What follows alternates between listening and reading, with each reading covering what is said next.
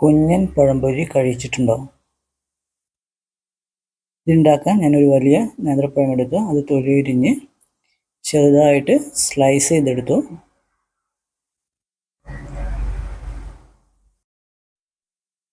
ഇതിൻ്റെ കൂടെ 1 കപ്പ് മൈദ എടുത്തു.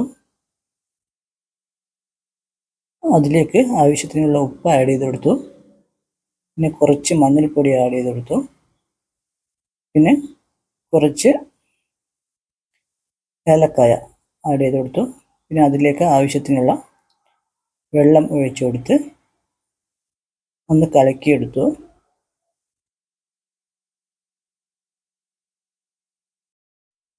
നന്നായി കലക്കി കട്ടയൊന്നും ഇല്ലാതെ നന്നായി മിക്സ് ചെയ്തെടുക്കാം.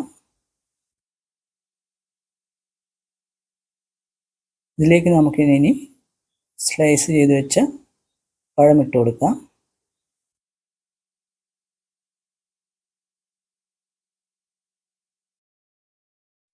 ഈ പഴം ഈ മൈദയിലൊന്ന് മിക്സ് ചെയ്ത ശേഷം ആവശ്യത്തിനുള്ള പഞ്ചസാര ഇട്ട് കൊടുക്കാം.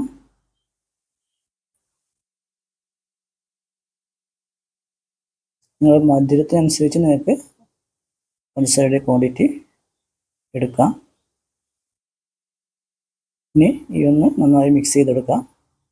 മൈദയുടെ എല്ലാ ഭാഗത്തും പഞ്ചസാര എത്തുന്ന രീതിയിൽ ഒന്ന് മിക്സ് ചെയ്ത് കൊടുക്കാം. ഒരു പാത്രത്തിൽ വെളിച്ചെണ്ണ എടുത്ത് അത് ചൂടായി വരുമ്പോൾ നമുക്ക് ഈ പഴം മൈദയുടെ കൂടെ ഓരോന്നായി ഇട്ട് കൊടുക്കാം.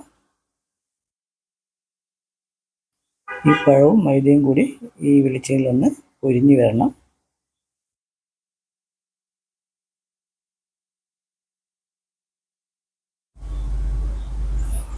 ഈ സാദാ പഴംപൊരിയിൽ നിന്നും ചെറിയ ടേസ്റ്റ് വ്യത്യാസമുണ്ടാവും. നീളം പഴംപൊരിയും ഇത് കുഞ്ഞൻ പഴംപൊരിയാണ്.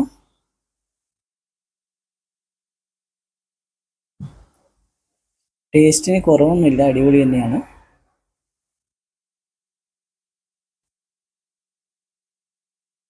എല്ലാം ഫസ്റ്റ് റൗണ്ട് ഇത്ര ഇട്ട് കൊടുത്തു. ഇനി ഇതിന്ന് ഒരു ഭാഗം പൊരിഞ്ഞ് വന്നാൽ നമുക്കത് മറിച്ചിട്ട് കൊടുക്കാം. ഇതിൻ്റെ അപ്പുറവും ഒന്ന് പൊരിഞ്ഞ് കിട്ടണം.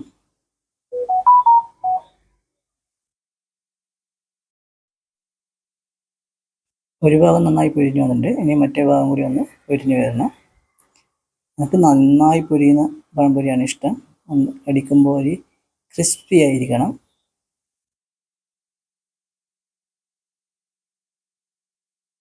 അത് തന്നെ കളിപ്പിക്കുക. ആ ഒറ്റ ഒന്ന് എടുത്ത് മറിഞ്ഞ് വീഴുന്നില്ല. ആ സമയത്തിൽ അവൻ മറിഞ്ഞു വീണു. അവനും ഈ വെളിച്ചെണ്ണയിലിട്ട് പൊരിച്ചെടുക്കുകയാണ്. അങ്ങനെ ഒന്നാം റൗണ്ട് കുഞ്ഞൻ പഴംപൊരി റെഡിയുണ്ട്. അത് നമുക്കിനി വെളിച്ചെണ്ണയിൽ നിന്ന് വേറൊരു പാത്രത്തിലേക്ക് മാറ്റിയെടുക്കാം.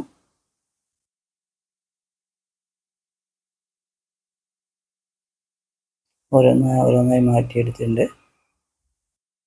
ഇതിപ്പോൾ ഒന്നാം റൗണ്ട് കുഞ്ഞൻ പഴംപൊരി. ഇനി രണ്ടാം റൗണ്ട് പഴംപൊരി വെളിച്ചെണ്ണയിലിട്ട് ആഡ് ചെയ്യാം. 1, 2 അങ്ങനെ എല്ലാ പഴംപൊരിയും ആഡ് ചെയ്ത് കൊടുക്കാം.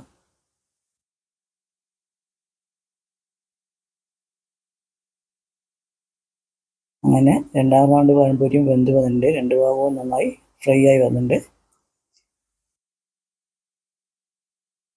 ഇതിന് കൂടുതൽ ഫ്രൈ ആക്കി എടുക്കണം. നിങ്ങൾക്ക് എത്ര ഫ്രൈ ആണോ അത്രയാക്കി. അത് ഞാൻ കുറച്ചധികം ഫ്രൈ ആക്കിയിട്ടുണ്ട്.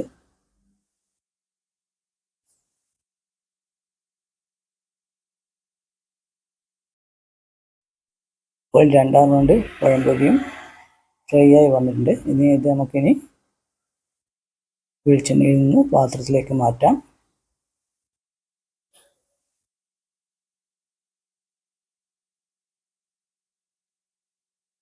ഇപ്പോൾ ഞാൻ ഇത്രയും പഴംപൊരി ഉണ്ടാക്കിയിട്ടുണ്ട്. ഇത് ഒറ്റ പഴത്തിൽ നിന്നുണ്ടായ പഴംപൊരിയാണ്. ക്വാണ്ടിറ്റി കുറേയുണ്ട്. നിങ്ങൾക്ക് ഈ കുഞ്ഞൻ പഴംപൊരി ഇഷ്ടപ്പെട്ടെങ്കിൽ എൻ്റെ ചാനൽ ഒന്ന് സബ്സ്ക്രൈബ് ചെയ്യുക.